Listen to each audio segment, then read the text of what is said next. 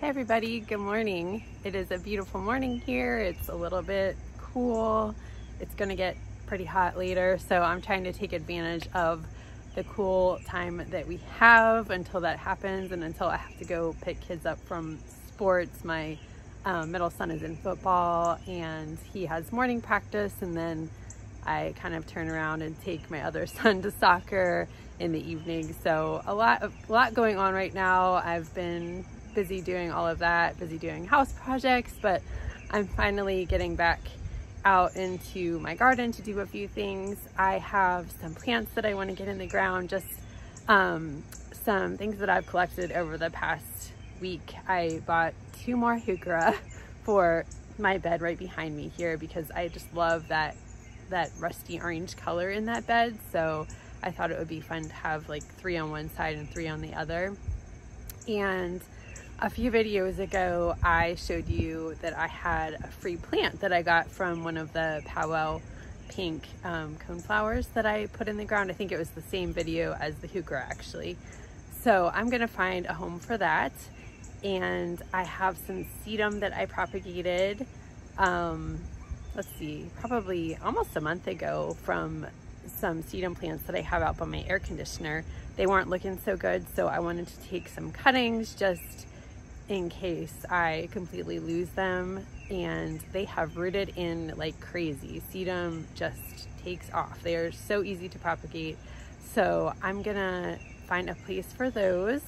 And I have a fun little project that my mom kind of helped me with. She gave me an old soup pot that she had and said that I could use it as a planter. So I had my husband drill a few holes, and I'm gonna plant up a little mini kind of cooler season like vegetable pot, I guess you could call it, with some seeds. I'm just gonna put them right into the soil. So I'm gonna show you how I do that, and I think that might be it. So I'm gonna show you, I think, my pot first and take you back up to my deck. This is the stock pot that my mom gave me. I just had my husband drill about 4 holes in the bottom there for drainage, and I'm planting these carrots and some beets and some butter crunch lettuce. And I have right here some organic potting mix and some compost.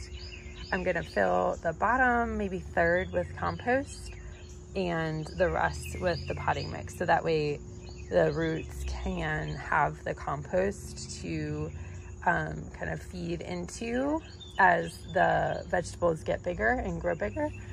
So I think I don't know, I'm excited to see how it turns out. I'm not sure how it's gonna turn out, but I'm looking forward to watching everything grow.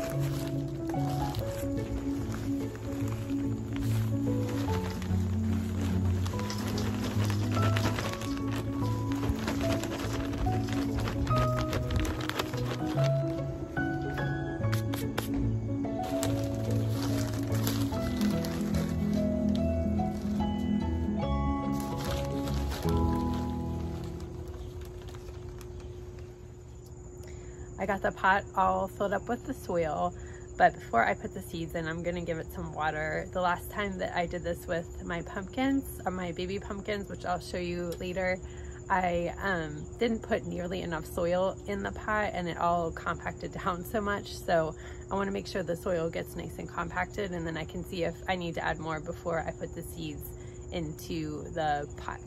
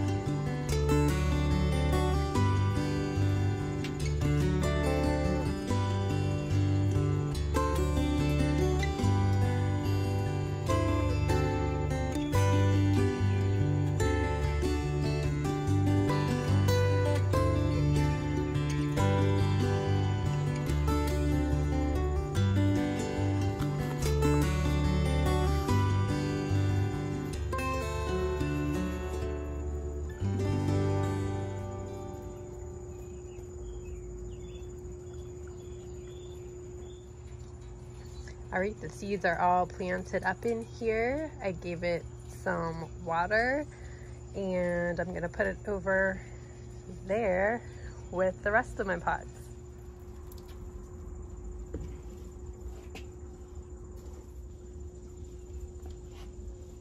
I've showed you these a few times, but I'll just show you again real quick.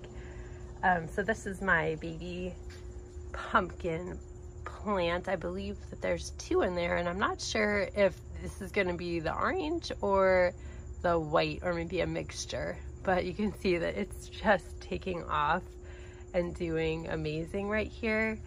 I'll show you the soil that I was talking about. I'm wondering if I should try to gently lift this out and add some soil to the bottom of the pot.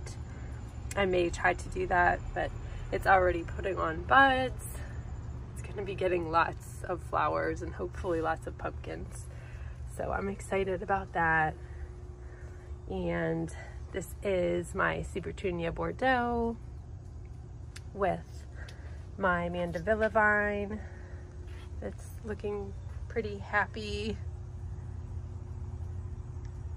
Such pretty pink flowers on that one. And down here I have a geranium and some lantana, some calibrachoa, ageratum, and a mix of angelonia and diamond frost euphorbia, and some creeping jenny, and a climbing vinca, or a trailing vinca vine right there flowering. And then here's my new veggie pot that hopefully will be putting on some growth soon. And this is just a pot of zinnias that I had potted up that is flopping all over the place. So I have them, sorry, I kicked the chair. I have them tied up to the deck railing. So that's my little grouping of pots. Let's get to some of the other plants. It's getting sunnier and sunnier. I'm losing my shade. I swear the sun is just hitting differently now that we're getting closer to fall. I used to be able to work out here most of the morning with a good amount of shade, but now it's just like all sun. So I'm sorry, it's getting harder to find a shady spot to sit down and show you guys some stuff, but I found a little shady spot over in my side yard, so I'm gonna go and show you the plants real quick. All right, I grouped all my plants together over here just to show you real quick what I've got. I have this white, I'm pretty sure it's a powwow coneflower, because I had been planting out my powwow wildberry coneflower, and this was just kind of tucked into the middle of all of those coneflowers. So I just chopped away at it a little bit with my hori knife and separated it out, and I have this beautiful white coneflower. So I'm gonna find a spot for this. I'm not sure where I'm gonna put it since I only have one, and I don't want to go out and buy more plants right now. I'm trying to restrain myself, so I may just put it somewhere for, you know, a holding spot until next year. And my hope is that as it gets bigger, I can begin dividing it and just kind of spreading it around, or make a larger grouping of it somewhere. So I'm gonna find somewhere for that. And then I have 2 more of the Carmel Heuchera, which I am just really loving over here in the bed to my right. I just think it adds such a nice pop of that caramely orangey color, and it's going to be so pretty come fall, just bringing this color into my beds. I'm just surrounded by bees and butterflies right now, so I'm so distracted as I'm talking. And then I have sedum, 3 sedum plants. I propagated them from 3 mother plants that I have behind me by my air conditioner, and I will show you. The roots are just crazy. They're dying to get into the ground, but look at those roots. There's just so many roots, and I'm excited. I think that they're gonna do well. I think that I'm probably gonna put these over by my hollies in my holly bed. I'm really trying to expand that bed a little bit and turn it into a perennial, mixed perennial bed. So I think that these might be good tucked into one of the corners, kind of more towards the front. And I think that that's all the plants that I'm trying to get in the ground today. So hopefully that won't take me too long. Again, I apologize about the sun. I think it's gonna be sunny while I'm planting. I know it's not the best picture quality, but yeah, just follow me along and let's see how it all looks when it's done. I'm gonna start over here with the Carmel Heuchera that I'm adding. Show you real quick in case you missed my other video, but these are 2 of the Heuchera that I added maybe a week or 2 ago. And I think that I'm gonna stick another one probably right in here. And I'm most likely going to move these around come next spring and space like this catmint more strategically, because now it's just kind of gonna look a little funny. Maybe get a 3rd catmint and group that together, but for now I just want to get the Heuchera in for the fall and winter and let it get established, and then next spring I can fiddle around with, you know, plant placement and changing things as I want to and all of that. So this shouldn't take me long at all to get those 2 in.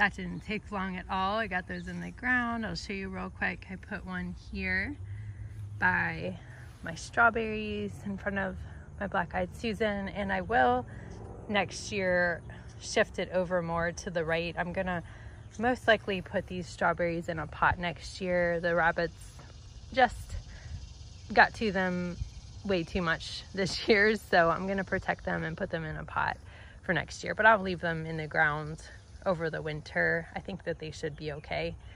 So I'll shift that to the right.